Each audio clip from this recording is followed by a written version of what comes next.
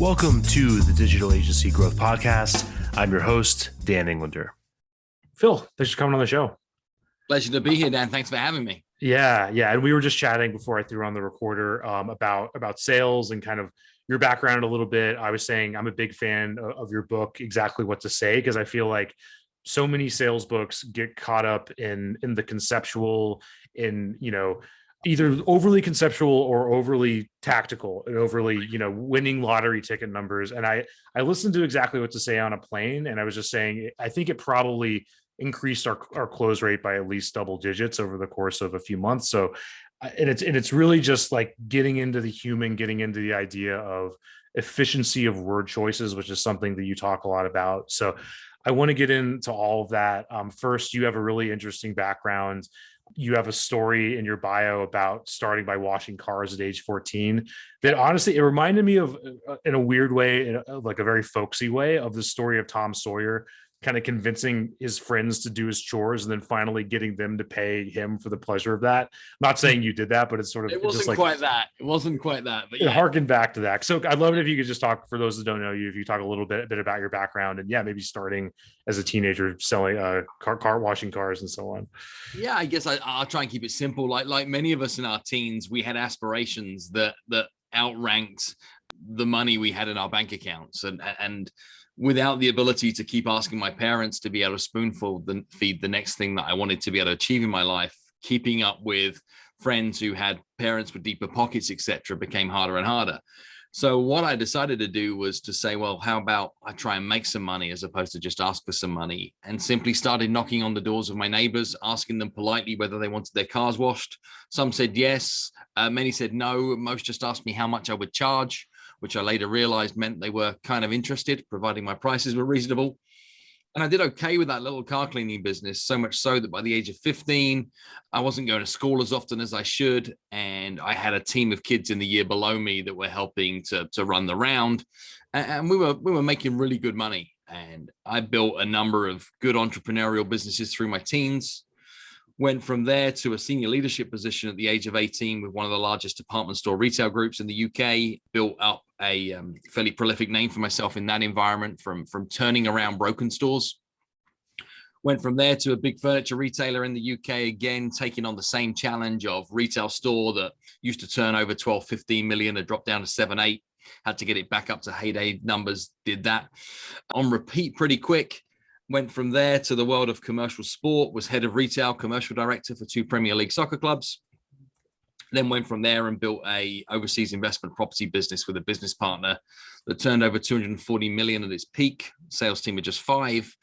And that takes us to 2008, where the world got a little tricky for a second. We had a product that was killer on a Monday. We were about to go through a big buyout in terms of a merger acquisition. And that was looking good on a Monday. By a Friday, the deal was done. We were no longer anywhere near as valuable as we thought we were.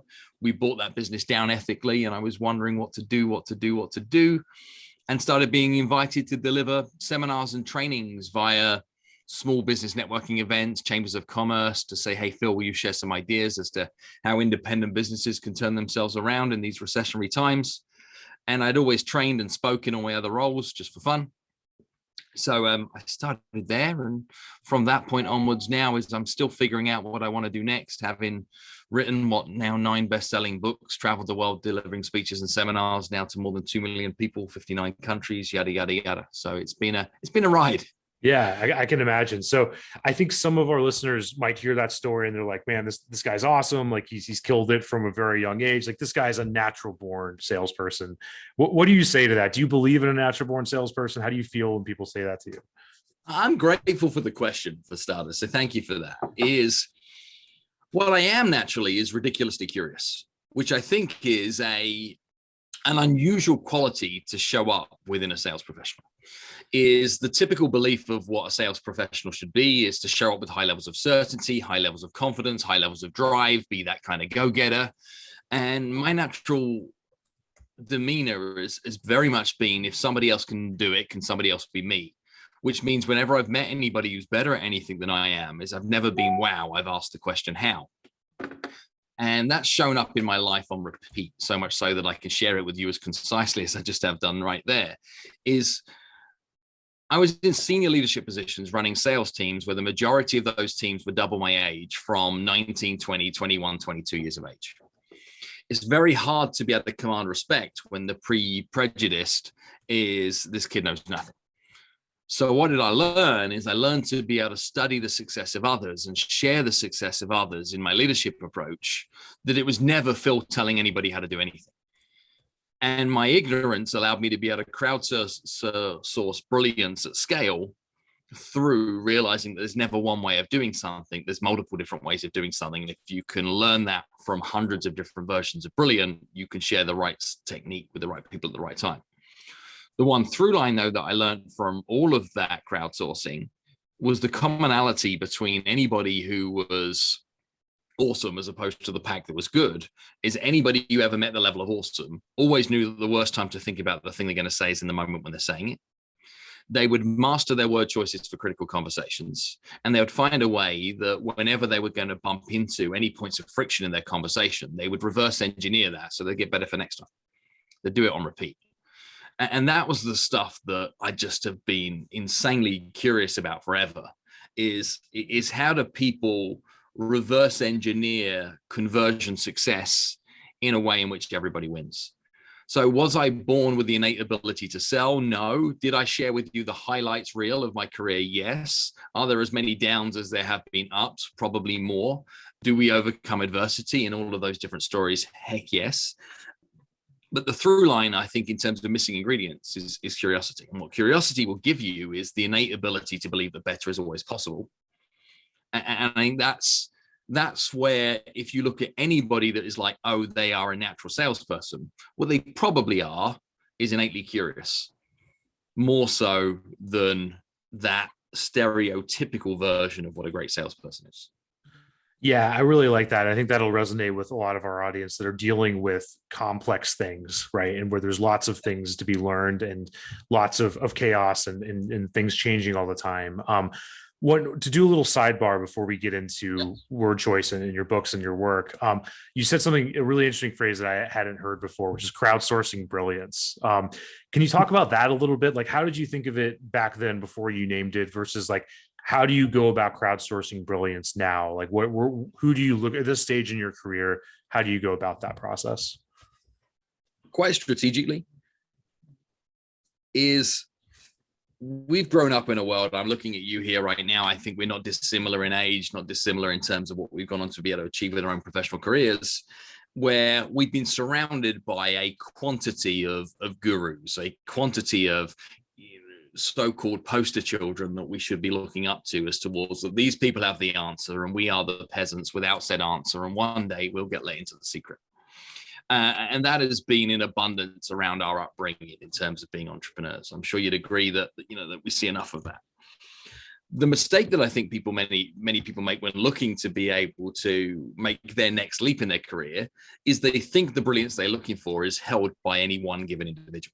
They think if all I do is I study her, I study him, I spend time with her, I spend time with them, they are going to unlock this magic formula that's going to allow everything to become downhill. My approach to crowdsourcing brilliance is to look for role models en masse that allows me to create my own mythical Frankenstein's monster of a utopian version of future self that I can learn from, that cannot be destroyed because fundamentally isn't real because I made them up. And that saves me the disappointment of finding out that somebody I thought has the secret doesn't have the secret. And I'll actively do that through working in mastermind groups, seeking out times with people who've achieved things that I'd like to achieve in my life, getting close enough to the center of decision-making on things that I don't understand so it can grow my level of understanding, spending time with people at the other end of the buying cycle. Like I do a lot of this in consulting work with clients we get to help them understand better their value proposition, not from speaking to them, but by speaking to their customers, right? Is digging into getting understanding of what makes those folks tick. So the answers are typically always there if you're prepared to have the conversations with a few predetermined stakeholders that allow you to get whatever you're defining as the brilliance that you're looking for at that time. If you're brave enough to curate a squad of people that can talk into that. And then what you become the fountain of that knowledge because you were smart enough to curate an orchestra of intelligence.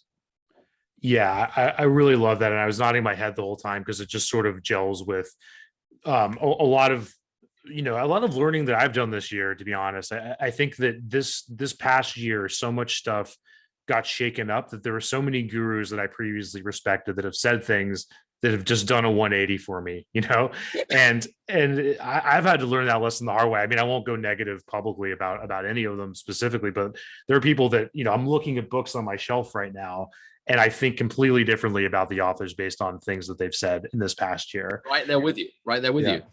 The number of professional speakers, authors, writers that spoke about navigating the age of disruption, that then their marketplace gets disrupted and they run for the trees and say it's not fair. Right. I'm like, well, what's the last 20 years of your career been about, sunshine? Yeah. So yeah, I completely get it. Yeah, and also the idea of sort of like finding, a utopian version of yourself through stories. It reminds me of this book I was reading for a while back called Wanting by Luke Burgess. Have you read that one? I'm aware of it. I haven't read it or studied it. It's really good. It's about mimetic desire, and it's sort of like a stupid people's guide to Rene Girard, who was this philosopher in the 80s, I guess, at Stanford. So I'm not going to do it justice, but it's basically the idea of like mimetic desire, this idea that you want what other people want, is like a gravitational force. Like you're not going to escape it. It's just everywhere, but you get to choose, the mimetic models that you have. So it sounds like you've sort of done that intuitively, which is pretty interesting for sure. To get away from that and get to stuff that people can hopefully use in their agencies and in their businesses and stuff. I tend to get academic on the show. I'd love it if you could talk about the genesis for exactly what to say and kind of like what inspired that, how you started thinking in terms of words. I guess we'll pick up on from what I said earlier, is this studying and the success for other people is you would see recurring themes in their word tracks. Now, what then happened through my life is as I started developing as a trainer and a speaker, my training work would often focus and narrow in on just some very specific sequences of magic words. And they would be almost the sprinkles on the top of the cupcake in terms of a bigger training, a bigger body of work. They'd be the fun little takeaways that then become the sprinkles on the top of the cupcake at the, in the end of a speech or littered through a speech. They then become the potent version of the 20-minute watered down version of the speech that I was using to generate leads for training business, for consulting work, etc. It's always the takeaway, what people wanted. We'd do consulting work with a lot of environments that were for sales skills for non-sales people. They didn't want theory. They didn't want work harder. They didn't want to be more persistent. They wanted, but what exactly do I say? That's what they wanted to be able to know. And it took me probably way too long to realize that what more people were actually looking for is just give me the words. And what almost everybody else on the planet tries to do is they want to teach you the principles for you to discover the words. And I just went, well, what if I approach this the other way around? What if I teach you the words so you understand the principles? See, exactly what to say is 23 sequences of words. It's disguised as saying that everything about conversational success is easy if you just use these 23 sequences of words. It's not really. It's 23 principles that are deeply linked to huge parts of neuroscience, giant studies around how people behave and what really impacts the influence within human psychology and behavior, disguised as 23 simple examples. And what I've learned is that if I give people the examples, they understand the principle. They don't have to teach the principle anymore because they're like, oh, I get it. Then they find their own examples. Then they find their application. So that's become my life's work onwards from there, is how do I empower more people to understand what really moves people through giving them precise examples so they can create complex situations. And that's really where it started and evolved to. Yeah, that's interesting. And to dig into that a bit, and I don't mean to put you on the spot, but are there any examples that come up in your training business of things that people say incorrectly that if you just switch things up a little bit could be a lot more effective? Is there anything that like comes to mind when I ask that question? I'll give you a quickest, easy one, and it's in the book too. But I know that you've got a lot of people listening here that own agencies, and quite often they'll find themselves in a situation where they've got to either pitch an idea, they've got to pitch a solution, they're delivering a presentation that is, here's our vision, here's our idea, here's our proposal, right? That happens a lot. And at the end of that proposal, what they often bump into is an objection that is somewhere along the lines of, I need some time to think about. That was then created. What else happens a lot, particularly in creative industries, is we deliver these ta-da presentations and we finish the presentation with the question, do you have any questions? So you finish the presentation with a question, do you have any questions? And what you've just suggested to the other people that they should have is questions. Merely by phrasing the question, do you have any questions, you've suggested they should have questions. Yet you delivered such a killer presentation that knocked them off their feet, that answered all of their questions, that covered all their preconceived objections. You delivered said presentation, they haven't got any questions because you did it right.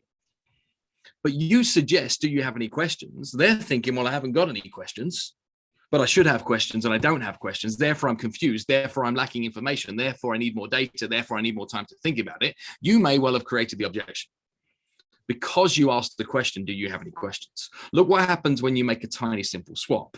Instead of finishing the presentation with a question, do you have any questions? Swap the words to what questions do you have for me? Watch almost every group of buyers the other side of that now say, oh, no questions, which means they've got all the information they need to make a decision, which inevitably means they've already made a decision, which means you don't have to ask for the decision. You just lead them to the next step, which are the words so the next step is.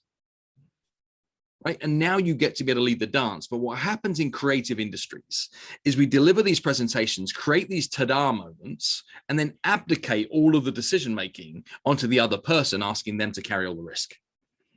When what they were really looking for you to do was to lead the dance. And I think quite often, particularly with mature agency businesses that have been invited into the conversation because people respect their counsel, because they respect their pedigree, because they respect the results they've achieved rather than the past, they're looking for you to lead the dance. And your failure to be able to do so could actually qualify you out of the opportunity rather than qualify you into the opportunity. And little tiny simple swaps in words can make all of that kind of difference. So summarize, swap, do you have any questions to what questions do you have for me? And watch how it changes the end of a presentation conversation. Yeah, I think that's really powerful. And I've definitely seen that and other things like that work really well. To play devil's advocate a little bit, for the people that are listening that haven't gone through sales training and don't take ownership over being in sales a lot of the time. How do you respond to those people? The people that are like, well, that might work for certain offerings. It's not going to work for me. We're a more consultative sort of business. We have to deal with decision makers, like many of them in one big company. Reputations matter. A script really isn't going to work for our situation. Like, how do you typically respond to that? I guess the same way that they're bringing up is differently depending upon each different set of circumstances. Is people say scripts don't work, but then they watch movies and cry and laugh and feel the most emotional experiences.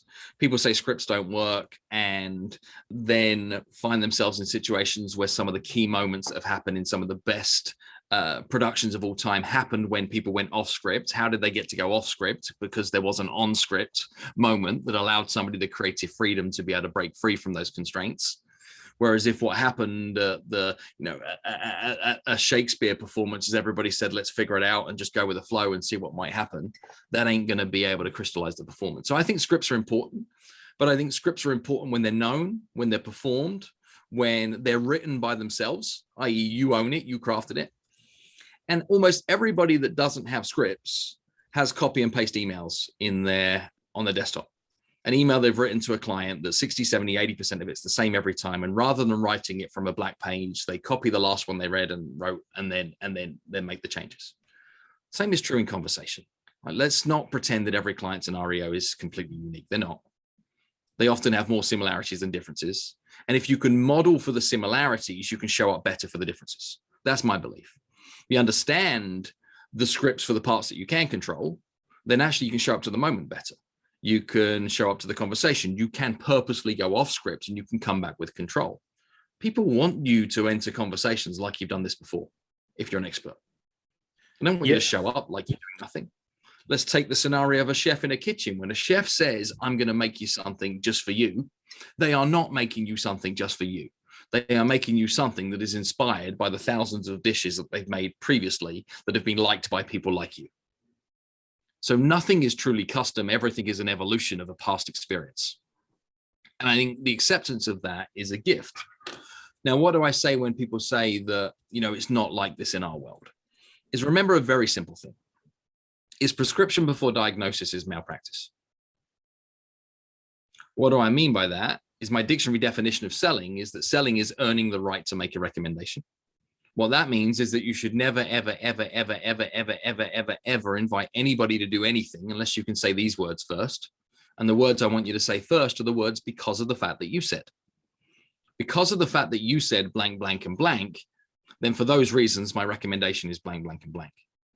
So what is the consultation process?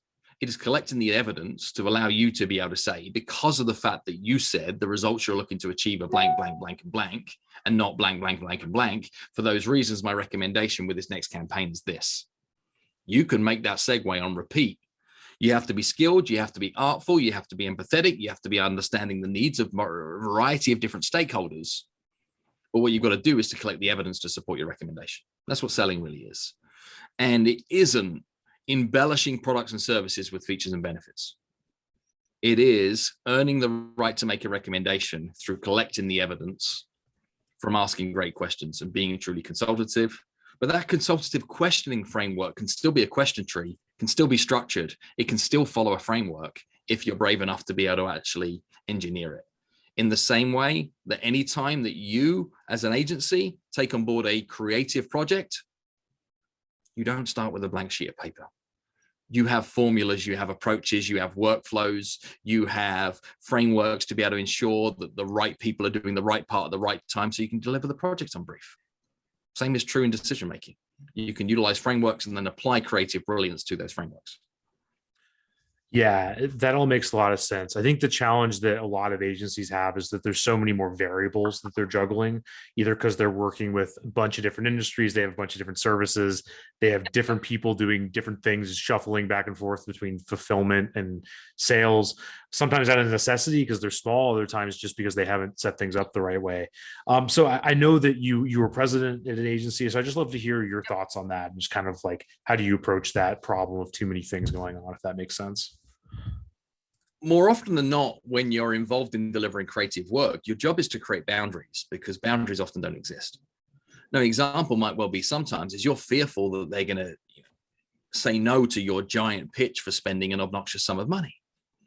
Sometimes you have to create boundaries of saying, well, look, are you asking me to come up with the best that we can do for you? Or are you asking for us to come up with the best that we can do for you for 25 grand? Like which one of the two is this? Because they're two different briefs. And putting those kind of boundaries in is helpful. Are you looking for us to be able to create something that is demonstrably different that might cause an edge versus competition? Or are you looking for us to produce something that is safe and stable, that is going to allow us to be able to meet the market where it's at right now? But what are we always doing? We're setting boundaries. We're asking polarizing questions. We're getting people to be able to actually commit their side. And what too many agencies do is they take the monkey on their back to be able to achieve results that they don't control. Right. And clients are very happy to do it. And they're very happy to be able to actually roll the agency under the bus when the thing doesn't deliver the results that it may never have ever had the intention of being able to deliver. It's like, I spent 250 grand with ABC agency to achieve it, and all they did is create these funky visuals for us. Why? Because the briefs weren't well defined. And I think so often the sales job within the agency world is getting clarity of objective at the start of any given project and clarity over the is this worth it parameters before any creative work takes place. And sometimes there are a quantity of intangibles in that, but still spending the time on exploring what those intangible value props are, I think are essential in the discovery phase of speaking with clients so that you can measure success. And we're talking about the sales part of an agency conversation. We're really talking about money.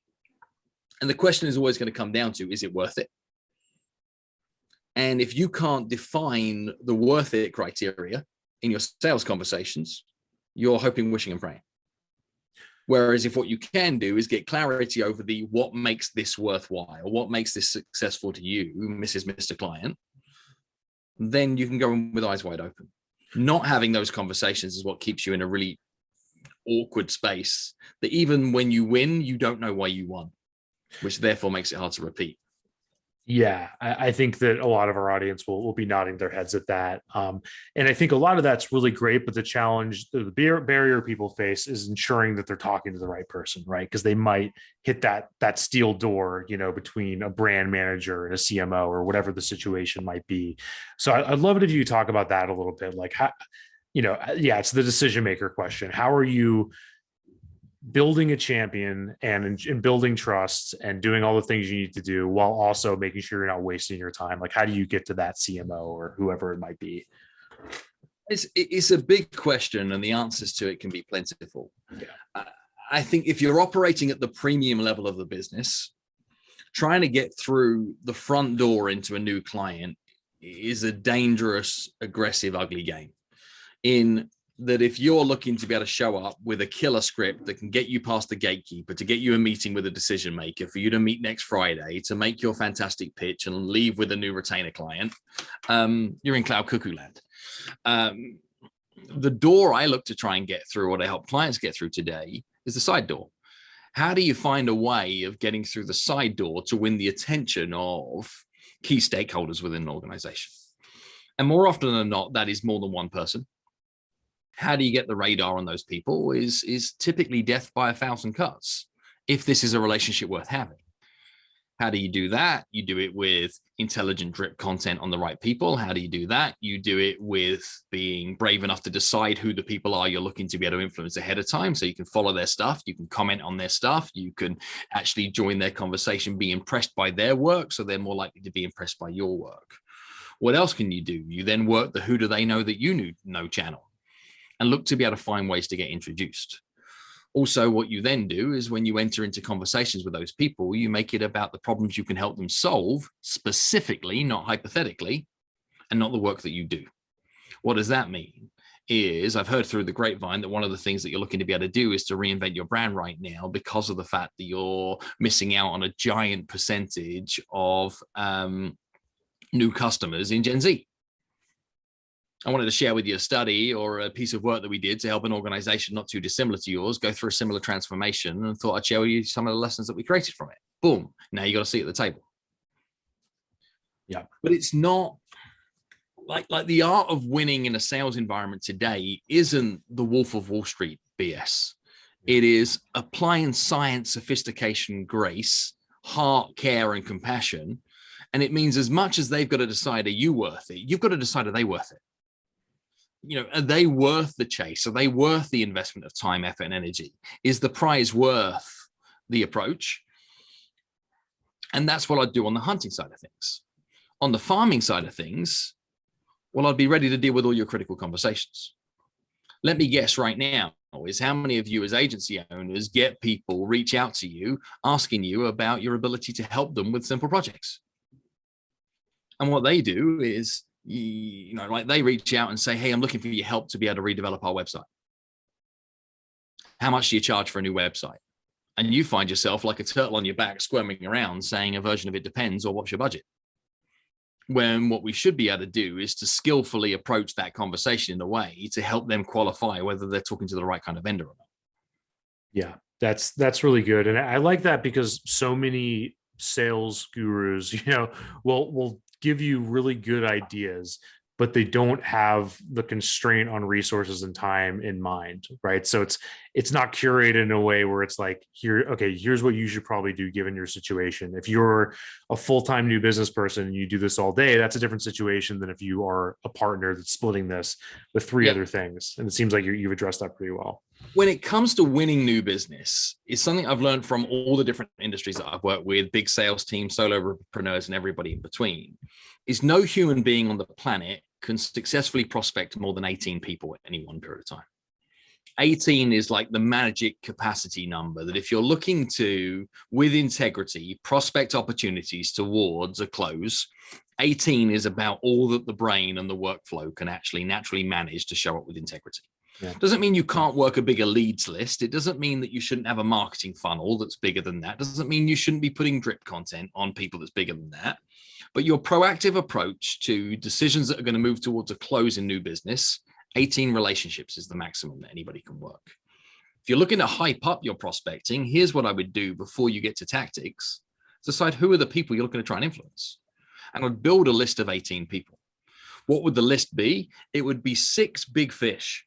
Who are 6 big fish that I'd love to land that, might have a slow sales cycle, might take 12, 18, 24, 36 months to be able to land, but I'm going after them because I care about what my business is going to look like in a decade. So they're on the roadmap. Mm-hmm. I want 6 core business. What am I really in the business of doing? That might be I'm in the business of taking people through a rebrand, web transformation, etc. Sweet spot, industry, very much your bread and butter business. Who are 6 in that camp that are going to, keep the wheels ticking over, allow me to employ my team, pay my mortgage, yada, yada, yada. And then I'd put 6 that are in the low-hanging fruit category. Who are the people that I can bump into today, that I can transact in next week, that allow me to keep the flywheel turning? Because quite often small business leads to big business. Right. Like those little tiny projects of, hey, can you help me with a poster design? Can you help me with a landing page for blank? Can you help me with a tiny piece of creative about whatever? For the right people, those are the bait to catch the prize later down the track. But I'd be prospecting in each of those camps. And all I'd be asking myself in each of those camps with the 18 people identified is, what is my next play? What is my next play? My next play might be, well, I'm going to said conference at that point in time. I'm going to find out if they're going. I'm going to see if I can meet them at the bar and buy them a cocktail. What might my next play be? They just wrote a really good piece of thought leadership, or I listened to them on a podcast. I'm going to send them a note and say, hey, great job. What might my next play be? Well, I just found a really cool piece of research that I think would be useful to them. What might my next play be? Well, I tell you what, I'm going to create a really intelligent piece of direct mail that I'm going to land on their lap. What might my next play be? Well, I'm going to see who else in that organization that we can grow our foothold and our stakeholder print through. And providing you've got a next play, they're on your list. No next play, get them off your list, bring somebody else into play. And when I work with teams this tactically with that overarching strategy, they keep a very buoyant pipeline of new opportunities because they've narrowed the gaze. Yet so many agencies are like, we can work with anybody and everybody. And they're looking at this attraction marketing strategy by itself and missing what the ingredients are that create the attraction. And sometimes the attraction is you're being pursued.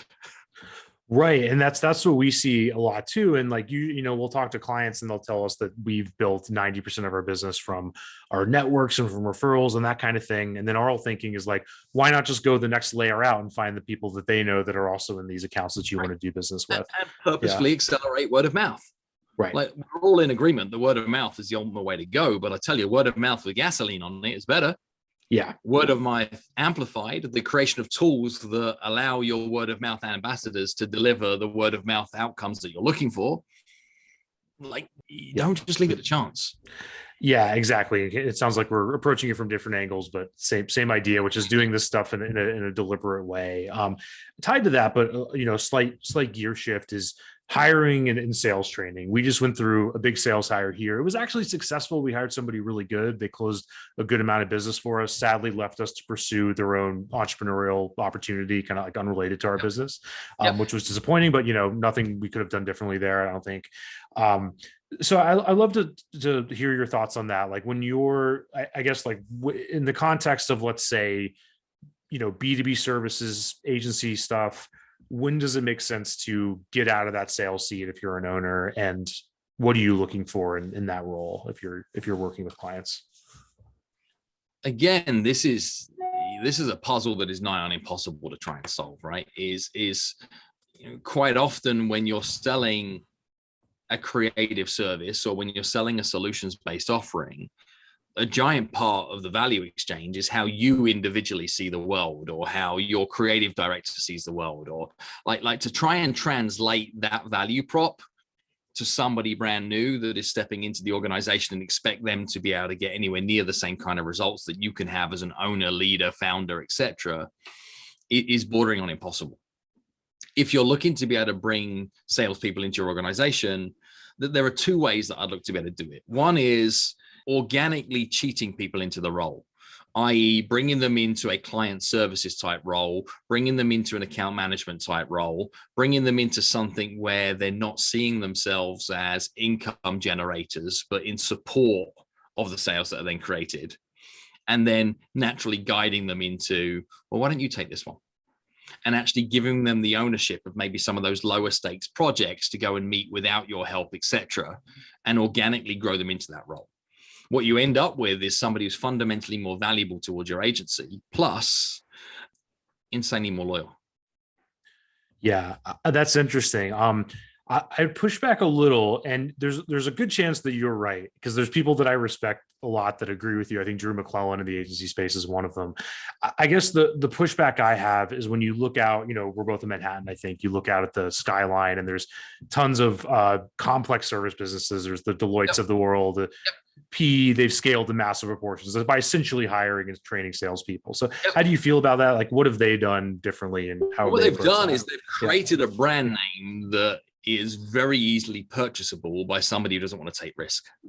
So if you're going to go through a period of change and you decide to bring on, one of these brand name consultancy firms to help you be able to navigate it, you are then, hedging your bets on this really safe choice that you're probably not going to get fired for.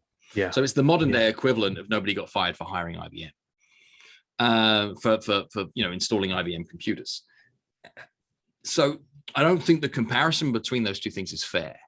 And not only that, is they have infrastructure to support that hiring experience at scale. What else they have is they have a boiler room of egos.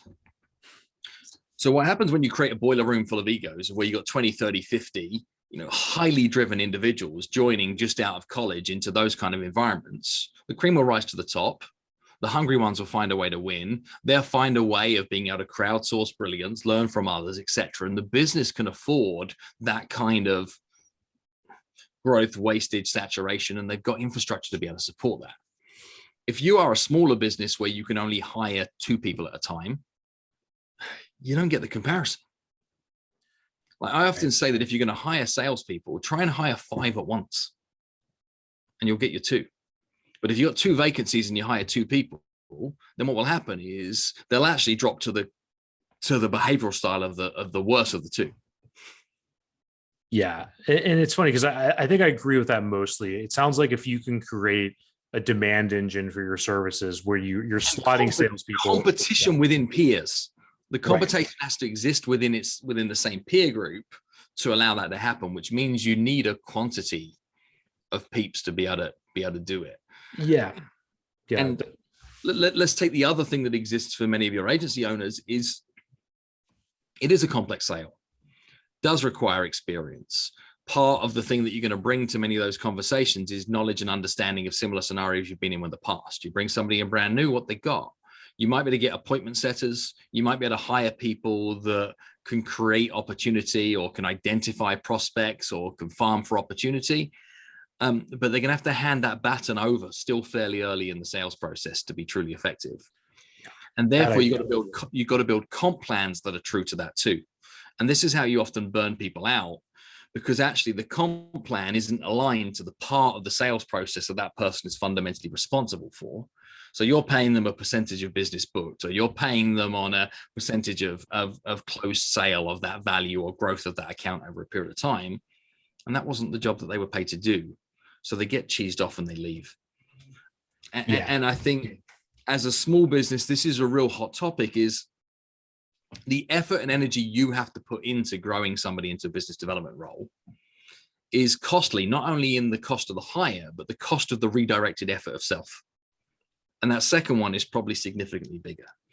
So unless I was looking at recruiting somebody that I had the belief that would be with me for 3 to 5 years minimum, I probably wouldn't burn the effort, which is why I'd rather get somebody earlier in the journey and invest more time in them to get them to a position of being overpaid quickly.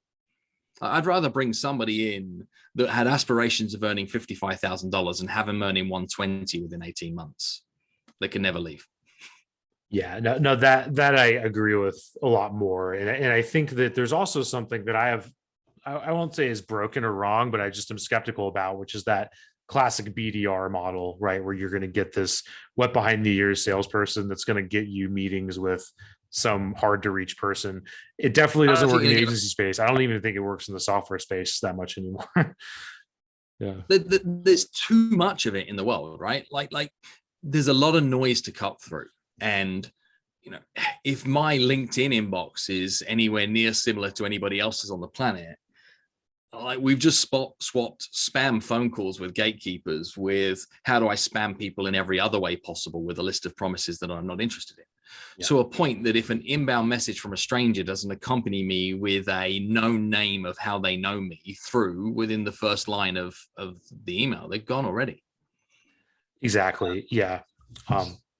Sorry to make a off. I was just going to ask, just think a little more historically. I always like to think, how much has things really changed when it comes to sales training? Like if you were teaching what you teach now, let's say you were born a lot earlier and you were teaching this in the 60s or 70s, how would things be different, if at all? Fundamentally, the similarities always outweigh the differences, but the nuance of what the market provides is always something you need to have a lens on. So if I was to teach sales training, I talk about just six stages. First stage is being properly prepared. What does properly prepared mean in 2022? It means different than what properly prepared mean in 2008. 2008 meant clean your car. 2022 might mean, well, figure out your freaking Zoom background, make sure you've got Wi-Fi plus other list of other like plethoras, right? So the what goes into being properly prepared is different today, but it is the one area of the sales process you can be in complete control of. So intelligent research, what can be done to be able to understand who knows who, being aware of who they've bought from in the past in these different areas, so you can be comparable to something that is true. Preparation is key. Second thing that then needs to be happening is that people do business with those that they know, like, and trust, right? That's not going to change. So the building of rapport is evergreen. How do you build rapport? Well, that was different 20 years ago than what it is today. But the fundamentals are the same. People do business with those that they know, like, and trust. People think the most important kicker there is trust, yet the trouble is people trust too many people. So the true kicker is actually like. Because from an agency point of view, I could trust 5 agencies to do a pretty darn good job. But I'm going to pick the one I like. I'm going to put 5 in the room that I trust, but I'm going to pick the one I like. So the work that can be put into like in terms of shared interest, mixing in the same kind of circles, sharing the same kind of values might allow you to win. Okay, we've gone from saying we're properly prepared, we've built rapport. Well, what do we then need to do? Well, we then need to be able to truly qualify. Qualifying is a skill that is not very well taught. Like, people are taught scripts and frameworks straight out the block, whether what they should be taught is how to be able to write a question tree to determine a genuine opportunity before anybody starts pitching. Yeah. And that's, sorry to cut you off, but I think another interesting point of that is you have to have you have to have the muscle of having a difficult conversation with somebody and telling somebody they're not a fit, which I think is awkward to lots of people.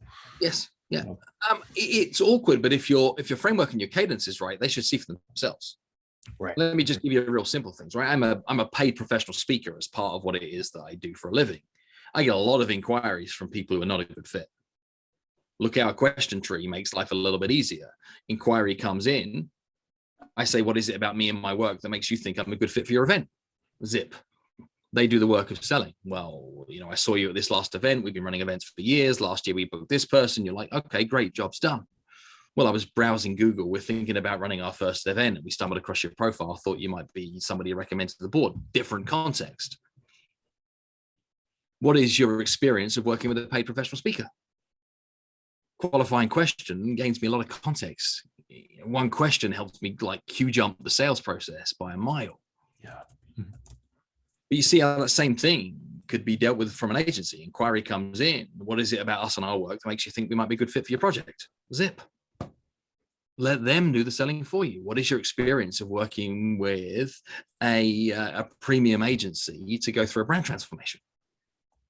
Well, last time we hired somebody on Fiverr, they did 3 great logos. We picked our favorite. Right? You now know that you're dealing with somebody who isn't experienced in buying your level of service. So you get to be able to say things like, well, look, would it help if I walked you through the different types of agencies that are available and help you be able to actually position yourself with the right kind of partner for the project? Yeah, I guess it would. Well, what there are is premium boutique agencies at one end. Let's call these level 10 agencies. What there are is freelancers down at the other end. Let's call them level 1s. These are people that have just come out of college looking to do a side hustle. Then there are level 3 agencies that perhaps have a small amount of creative resource, looking to have 3, 4, 5 retainer-based clients, be their outsourced marketing department, right? Where we are right now, we see ourselves as a level 7, level 8 towards that boutique major brand that works on projects that are between $100,000 and $250,000. What kind of agency do you think you might be looking for? Yeah. I think we're looking for more like a freelance marketing partner. Or would it help if I introduced you to a couple of people who might be a good fit for you? Yeah, it would. That's integrity through qualification. But also the job of operating at any premium end of the market is to educate your customers on the market, not just your place in the market. And I think people miss that when they operate at premium end of market is you will get leads and inquiries from people who aren't a fit for you most of the time. That is going to be the majority of your inbound inquiries. So instead of being like, how do I find more perfect? Say, well, how do I take responsibility for educating the market as to where different people are fit and celebrate people when they're buying at that lower end? That's how you maintain premium position. Yeah, I love that concept, integrity through qualification. That's really great. And you talked about being properly prepared, know, like, and trust, Prepared, emphasis on rapport, qualification. That's the bulk of the job. Yeah, and that's timeless. That's stuff that's never changed. Yeah. And then you've got to deliver a great presentation. That's the skill. There's work, effort, energy to put into that. That's never going to change. That presentation could be 30 seconds in conversation. It could be a 2-day tender process, but it's a muscle that you need to flex. Behind that, you got to learn how to close. And what you need to learn is a multiple different set of tools that can allow you to close. So you can pick the right tool at the right time, or when they don't say yes with the first ask, you got 3, 4, 5 other ways of being able to ask the same question. And the thing that, again, will never change is you'll always hit points of friction. You'll always hit points of indecision. You've got to learn the skills to be able to overcome indecision so that actually you can have meaningful discussions with maybes. That's what I think will always be true from a sales training point of view. But the tactics to apply to that, yeah, they're always going to change because the market decides. Yeah, that's really great. I'm sure we could do a whole nother episode on getting over that friction, and I hope we will. But kind of getting towards the end of our time, Phil, one question I like to ask is just like, what are you optimistic about?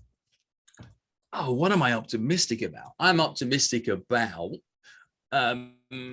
quality starting to be able to beat quantity again. Just in every marketplace, I'm seeing it everywhere. Is we've gone from the world got insanely smaller through growth of the internet, people being able to expand their reach in a bigger way, everybody deciding that their market went from this big to this big. And by everybody, I mean everybody. And now all of a sudden that's all filled up again. So we live in a world again where people are looking for, right solution for right problem. People are looking to be able to put value back on quality of service as opposed to price or quantity or access to service. And I'm so optimistic about that everywhere because it fuels creativity. You're seeing it in restaurant industry. You're seeing it in innovation through how people provide services through what was forced through pandemic and people getting hyper local again. You're seeing people value it in the creative industries like agencies. You're seeing it in speaker, trainer, author world. It isn't like, hey, great, they've got a book I need to buy. It's like, is it a freaking good book? Is this going to be helpful? I don't need to read another book. I need to read read the next best book. So this emphasis on quality over reach, I think, is a really exciting time to be alive. And I think we're going to see examples of brilliance in every given industry because the constraints are back on, that it isn't how wide can I reach, it's how good can I be. Yeah, I think that's a really good way to put it. And I think, and I hope that our business is slotting into that in some way when it comes to our space. And it sounds like you are with yours. I love what you're doing, right? Yeah. Everybody's grown up in like this world of how do we get more content out towards people, and how do we show up with more prospecting tools, and how do we just write that 23 email sequence towards people, and and it's more. I love that what you're doing is producing tools that combine humanity and technology and actually take responsibility that says we do want to operate at scale, but we also want to operate with sincerity. And even the fact that you are partially solving that puzzle and working to be able to solve that puzzle even better, that's inspiring. Well, thank you so much. Yeah, I appreciate it. And likewise for everything you're doing and for kind of like approaching this in a very genuine and high integrity angle, which is rare in the sales training space, let's say. So I appreciate that as well. And Phil, how can people follow what you're up to and get in touch and all that good stuff?